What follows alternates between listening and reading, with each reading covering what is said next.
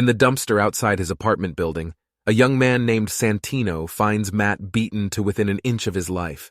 He fetches Claire Temple, a nurse who lives in the building, and together they carry Matt up to Claire's apartment so she can tend to his wounds. Matt comes to long enough to stop Claire from calling an ambulance, claiming his attackers will kill innocent people in order to get to him. In a flashback, a young pre-accident, Matt watches his father fight on TV, and despite being the favorite, Battlin' Jack is TKO'd by his opponent. Matt waits up for his father and helps patch up his wounds, even having his first drink of whiskey to keep his hands steady while he works. Jack produces an envelope full of cash to cover the rent, but when Matt asks where it came from, he simply says, "Sometimes, even when you get knocked down, you can still win." At Nelson and Murdock, both Foggy and Karen are working late to get the office organized, with Karen trying and failing to hide her amusement at Foggy's terrible singing. Foggy wonders why Karen is staying at the office rather than having a life, and when she reluctantly admits that she doesn't want to return to her apartment, Foggy suggests they go out drinking instead, and they call Matt to see if he wants to join them. When Matt wakes, he avoids questions about who he is and how he ended up in the dumpster. Claire christens him Mike and explains that she's patched a stab wound, but there are still broken ribs and a concussion that need tending to. Minutes later, one of the broken ribs collapses a lung, but Claire is able to help him. When pressed for answers, Matt explains that while tracking the boy that the Russians kidnapped, he walked into a trap and barely escaped with his life. As they talk, Matt's senses tip him off to a Russian searching the building. In flashback, Matt wakes up in the hospital after his accident and promptly freaks over about the fact that he is both blind and all of his other senses are going into overload, but Jack is there to help him. Sometime later, Matt is learning Braille at Fogwell's gym while Jack trains. He overhears a gangster named Roscoe Sweeney telling Jack that he'll get a chance to fight Carl the Crusher Creel, but as part of the deal, Jack must have his ass go down in the 5th round.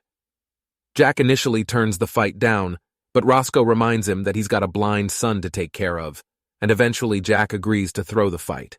In the present, the Russian comes to Claire's door claiming to be a detective. He sees through her lies and leaves to inform his superiors, but Matt knocks him out with a fire extinguisher.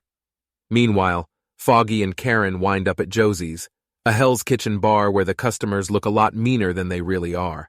After some good-natured banter, Karen admits that between Daniel Fisher's bloodstains and memories of almost being murdered, she can't return to her apartment and fears for her life wherever she is.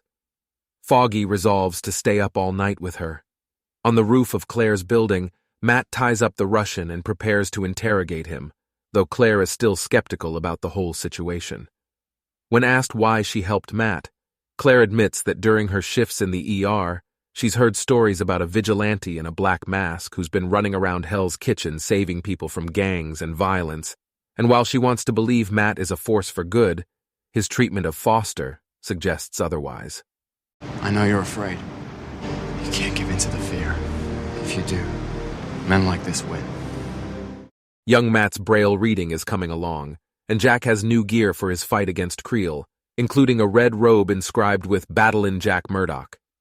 Matt's comments about how Murdocks always get back up inspire Jack to contact his bookie friend and change the bet he made on the fight to a knockout win instead of a loss, and he orders that as soon as the fight's over, all the winnings should be placed in a trust for Matt. After, Jack calls an unnamed woman and leaves her a voicemail message asking her to take care of Matt if something happens to him. In the present, Foggy and Karen's drunken night continues, including a stop at Matt's apartment to try and drag him along, and Karen wholeheartedly thanks Foggy for his efforts. On Claire's rooftop, the Russian wakes and is interrogated.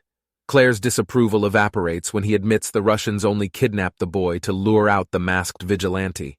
When Matt dangles him off the edge of the roof, supposedly because he enjoys it, the Russian cracks and gives the boy's location, but Matt drops him off the rooftop anyway, right into the dumpster.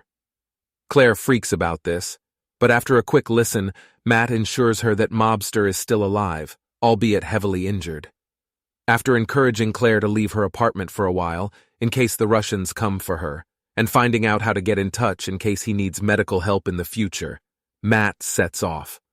In a final flashback, Jack gives his all in the fight against Creel, and with Matt listening on the TV at their apartment, wins by knockout.